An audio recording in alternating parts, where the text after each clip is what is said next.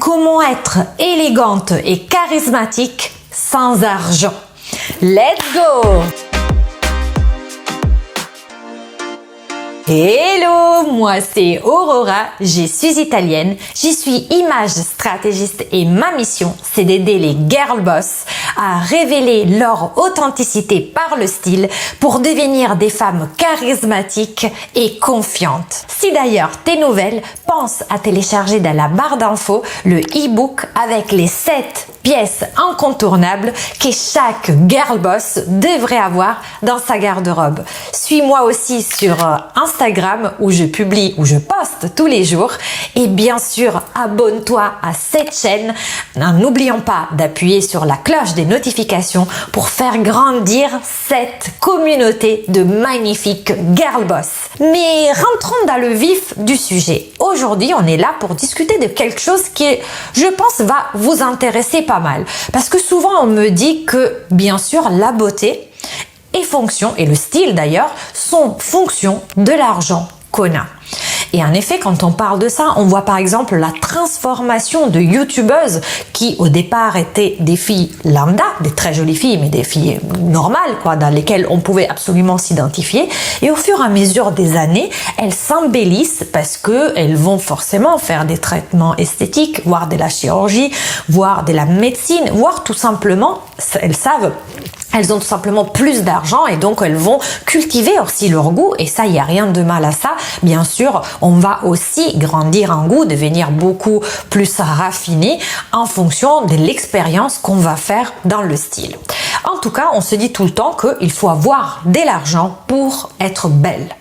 Et là, aujourd'hui, je veux vous dire que pour être stylée, eh ben non, il y a des astuces. Donc, même si toi, tu es étudiante, même si pour le moment, tu es encore au chômage à cause du Covid ou autre, ou même si en ce moment, bah voilà, tu dois allouer une grosse partie de ton budget, par exemple, à tes enfants ou à l'achat d'une maison, ne t'inquiète pas, tu peux être aussi une girl boss stylée. On va voir comment, donc, en 7 étapes.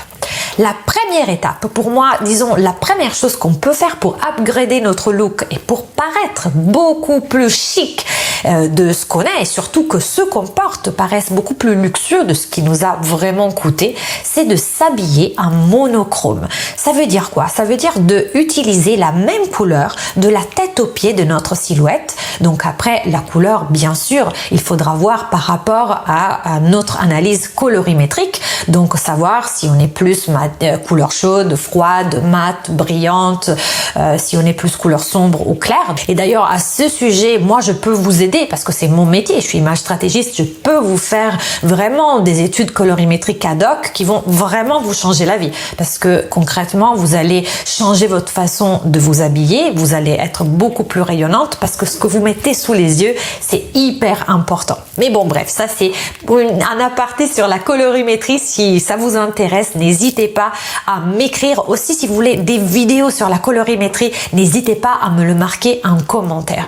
Donc ça, en tout cas, c'est pour revenir au monochrome. C'est vraiment bien d'être par exemple habillé, si on veut rester sur des neutres, sur un look un peu classique chic, minimaliste, ça serait de faire des silhouettes toutes dans les crèmes, dans le blanc, dans le noir, dans les bleus marines, dans les camels, dans les roses poudre. Donc toutes ces couleurs qui, si on les porte de la tête aux pieds, vont donner déjà de la prestance. Et même si on a acheté notre ensemble, voir si nous-mêmes, nous avons fait des ensembles avec même du Primark et du H&M et en mélangeant avec du Zara, ça fonctionne. Bien sûr, parfois on ne trouve pas la même teinte, mais on peut aussi jouer, et là c'est toujours valable dans ce premier point du monochrome, sur le côté camailleux. Camailleux, ça veut dire qu'on prend la même teinte et on la décline. Par exemple, si on veut rester dans les clairs, on va avoir des bottines camel, un pantalon crème, un haut blanc et une veste camel.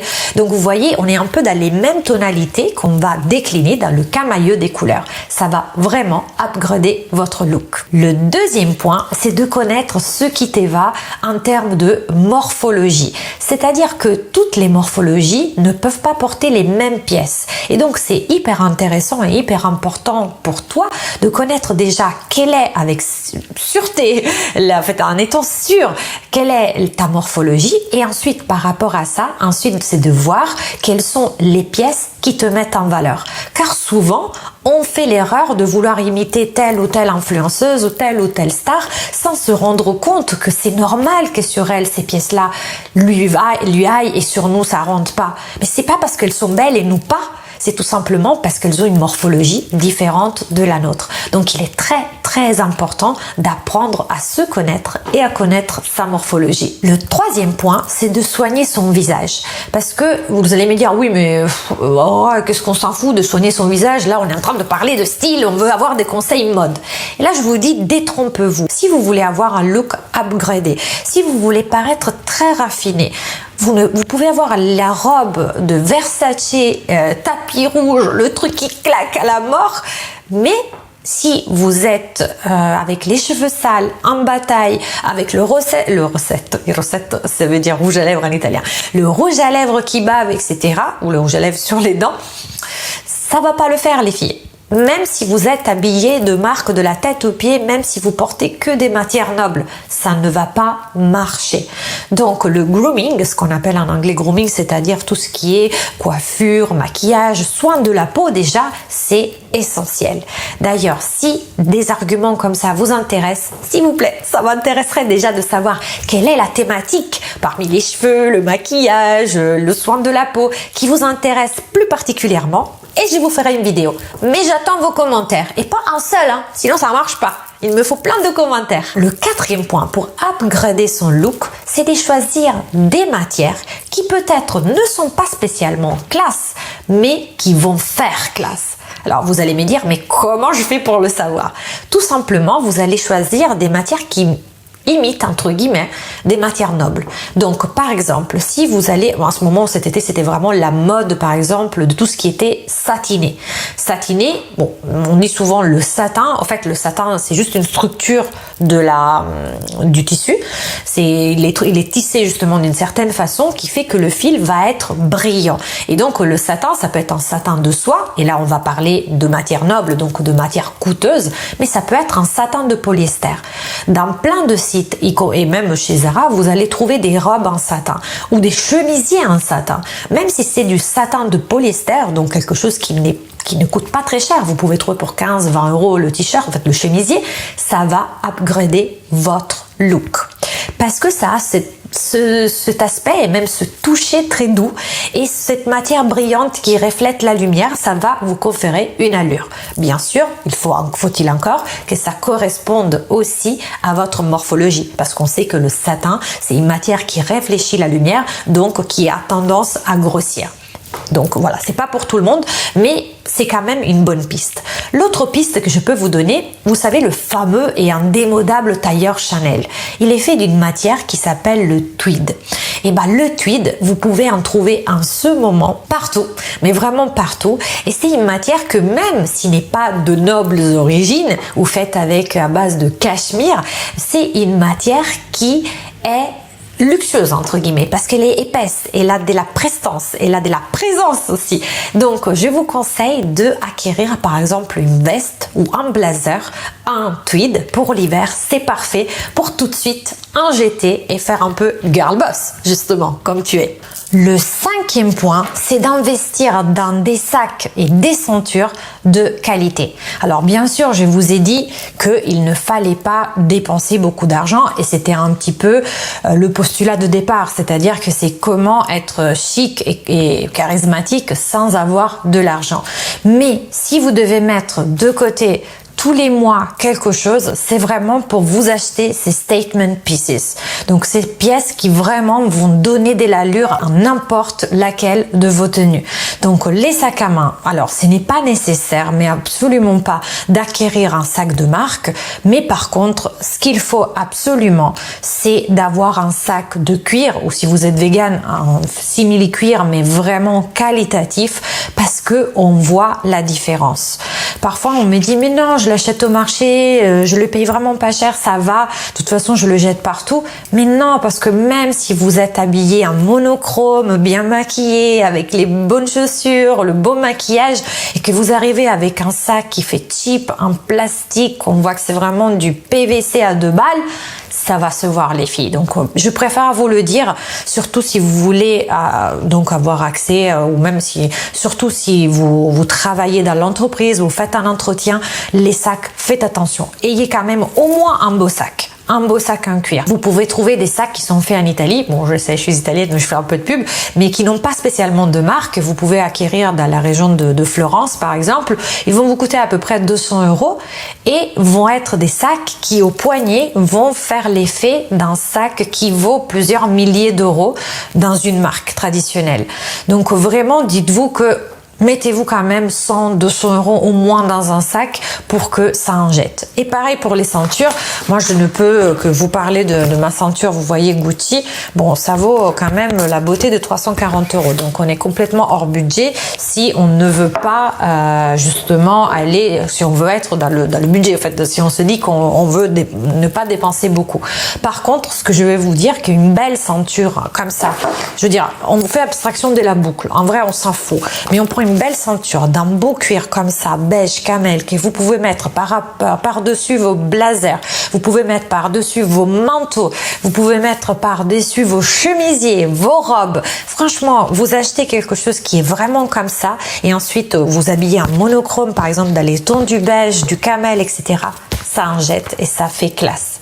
Par contre, ce que je vous déconseille, c'est, vous savez, il y a plein de ceintures sur les sites un peu chinois et tout, avec par exemple une imitation de la boucle Gucci. Ça, évitez parce que du coup, ça fait cheap. Ou vous achetez la vraie, ou à ce moment-là, vous optez pour une ceinture qui est juste belle, avec une boucle classique, voire juste une boucle classique, du moment où le cuir, il est épais, il se tient. Vous voyez, je préfère que vous achetiez une ceinture qui vaut 25 € et qui est un vrai cuir avec une boucle lambda, plutôt que vous allez m'acheter une ceinture qui vaut peut-être la même somme sur un site chinois avec une imitation de boucle Gucci, parce que ça se voit et ça fait pas très classe. Donc c'est hyper important. En tout cas, si vous devez mettre de l'argent quelque part, ça sera dans des accessoires qui sont le sac et la ceinture. Le 6e point, c'est d'investir sur des pièces qui sont le chapeau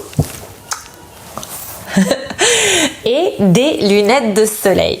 Mais oui, parce que déjà, vous voyez, quand je mets un chapeau, alors là, je ne suis pas habillée pour, parce que j'ai une robe jaune. Mais si, imaginez-moi avec par exemple, un manteau noir ou un manteau de cette couleur, un manteau ivoire comme ça, avec une ceinture justement claire, tout de suite, ça va faire très stylé. Vous voyez, et ne sous-estimez pas le pouvoir des chapeaux, surtout en ce moment, surtout avec la mode Emily in Paris, avec, vous voyez aussi les bérets et tout, ça peut être hyper glam, ça coûte 10 € et franchement, vous allez faire l'hiver en étant regardé par tout le monde avec un petit béret à la française justement. Franchement, ça va être génial. Donc ça, et même les lunettes de soleil, même si c'est vrai que là on rentre dans la saison hivernale, en Italie on les utilise même en hiver.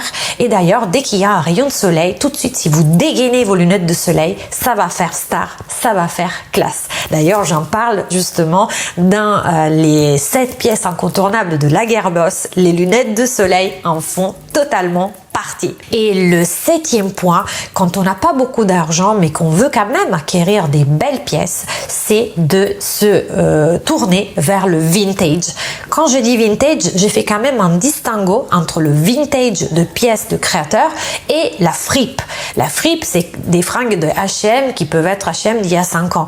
Alors que le vrai vintage, c'est quelque chose qui a un vécu, en fait. C'est des pièces années 70, années 50, années 40. D'ailleurs, c'est pour ça aussi que quand j'avais été à Brooklyn, c'est vraiment le royaume des vintage dans ce sens. C'est magnifique parce qu'on croise des costumistes, des scènes et tout ça, des cinémas de Hollywood qui vont là-bas pour faire des emplettes, pour s'en inspirer, pour ensuite habiller les acteurs. Donc, c'est vraiment, vraiment sympa de acquérir des pièces comme ça.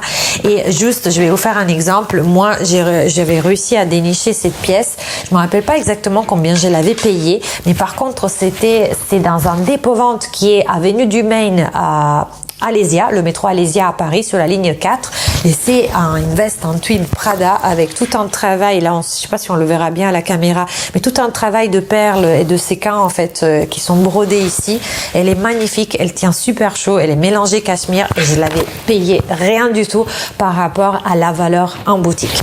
Donc si vous pouvez aller voir plutôt dans le vintage un peu chic, sans spécialement aller vers les marques, mais vous voyez par exemple des pulls en cachemire, des choses comme ça. Pour récapituler, pour être classe, chic et bien sûr avoir du charisme et être stylé même si vous n'avez pas d'argent, le premier conseil c'est de vous habiller en monochrome. Le deuxième conseil c'est de vraiment connaître ce qui vous va au niveau de vos formes et de votre morphologie. Le troisième conseil c'est de soigner votre visage. Le quatrième c'est de choisir des matières qui font noble. Le cinquième c'est d'investir dans des ceintures et un sac au moins de qualité. Le sixième c'est de porter des chapeaux été comme hiver et des lunettes de soleil. Et le septième conseil, c'est de chiner des pièces dans les boutiques vintage. J'espère que cette vidéo vous aura plu. Si c'est le cas, mettez-moi un pouce bleu pour que je continue de produire d'autres contenus.